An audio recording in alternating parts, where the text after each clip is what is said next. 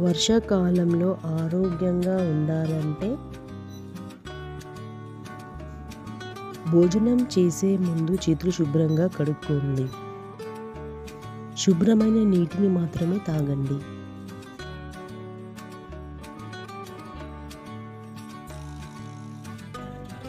తాజా వేడి ఆహారం తీసుకోండి.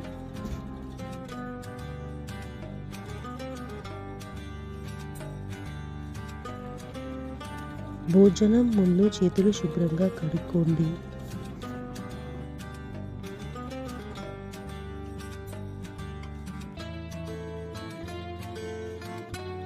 దోమలు పెరగకుండా పరిసరాలను శుభ్రంగా ఉంచుకోండి. వర్షాకాలంలో తడిసిన వెంటనే బట్టలు మార్చుకోండి.